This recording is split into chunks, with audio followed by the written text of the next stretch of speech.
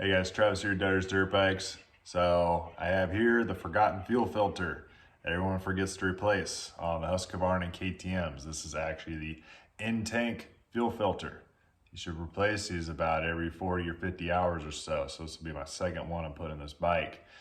Really help your fuel pump last a hell of a lot longer. Check it out. Don't forget to guys subscribe, especially if you got a Husqvarna KTM. I do post some good content on these bikes. So first things first, take seat off, pull these guys out, undo these 4 screws, undo that screw, and then electrical connector, nicely pull up on this tab, don't break it. There we go. Okay, and then just pull the tank out. All right, and then let's not forget to disconnect this guy. Bear with me, I'm doing it one-handed. Get my strong fingers in there. There we go. All right. And then that is where the little cone filter is. So, yep, we're going to replace that while we do the in-tank filter. So now we got this all loose. Oh, no, I didn't. I forgot that one. Don't forget, I don't know why they did this. There's a little tiny 5mm screw hidden down here. So don't forget to take this guy out. On my other side, it was actually broken, so that saved me some time. There it is. Yep. Well, shit. Make sure when you pour out the gas, you do it better than I did. All right, so now we got the gas safely drained. Let's on the bench. I like to clean up any dirt and crap around here. Just paranoia. All right, so then first thing we're gonna do is remove these screws and then take both of these bolts out. Okay, so now that we got that guy and that guy off, that's actually what secures the pump in. So you can just push that in there. And this whole guy is gonna come out over here. Again, I'm doing this one-handed, so bear with me. Wiggle it. All right, hold on, there we go. See? I'll just pull it out through here, comes in one long snake. And look at that, guys. That's 60 hours. 60 hours, and not a lot of people think to replace that guy. So now these style of hose retainers, you can either snip them or get a pick in there, pry it apart, whatever you want. You can buy new ones of these.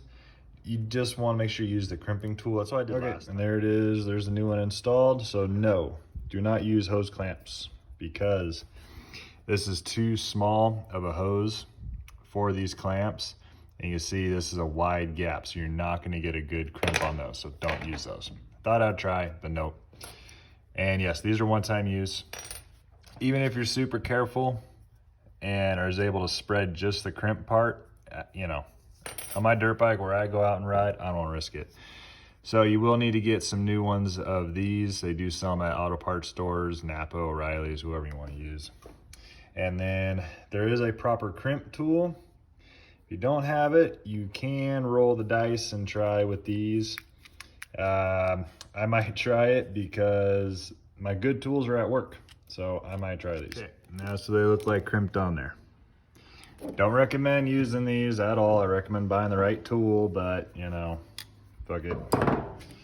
Because so as a rule of thumb, if you can't, again, one-handed, if you can't twist the hose on this guy very easily, like it's, you know, you can't get it to twist off, that means you got a good seal. I should have put this a little bit lower than the bubble, but you know, as long as if you're over the bubble, this guy, you're good.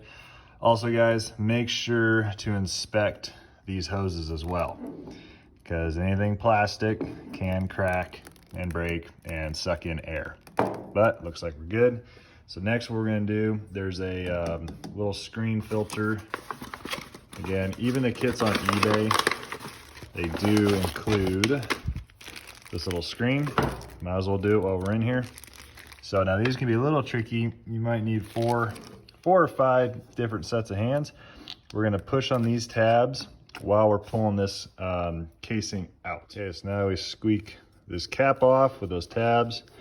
Now we're gonna slide the pump out of its housing. There we go. So yes, little screen, is hiding down in there. This guy comes a nice new assembly.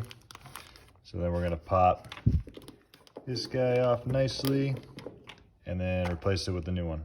Okay, so now you're gonna pry this guy off, and there's a little washer and a little retarded retaining ring that like splines onto here. So you do have to get a good flathead, nicely try to pry that apart. Then we're gonna stick the new filter on and then re-tap that guy back on.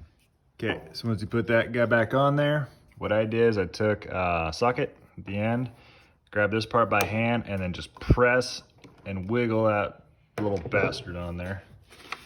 Okay, now we got our screen, and we just clip that back on there, and then push it all back into the housing. Okay, there she is. Make sure you guys get all these tabs locked in, and everything's nice, right, and tight. And then make sure you don't lose that O-ring. And we're gonna snake this guy all back in there, rotate it, try to snake it around and grab inside of here. Okay, now we're done trying to fish that guy in there. Inspect your O-rings. If they still have a nice little bubble to them and they're good to run. If you want to order up the proper O-rings, certainly doesn't hurt, but these are okay. Get that hand tight, and then we're going to kind of tighten these together just to make sure everything wiggles in together nicely. And this guy goes up in there, or wait, like that. And then this bolt goes on through it. Okay, there we have it.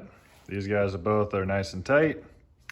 And make sure you guys, when you're tightening up this, you do a nice little crisscross so that guy bolts down evenly. And then don't forget, these screws are just going into plastic, so don't heave them too tight. Good rule of thumb is you tighten it down till you feel this guy stop, and then give it just an extra turn. That's it. Don't keep ringing it, or else you're gonna replace the tank. But there you go. Not too hard to do, and you make your fuel pump last a hell of a lot longer by replacing these. All right. So I also took apart my old fuel filter. I'll plug in the light here and show you. That's what it looked like. And guys, I run good gas with a fuel cleaner.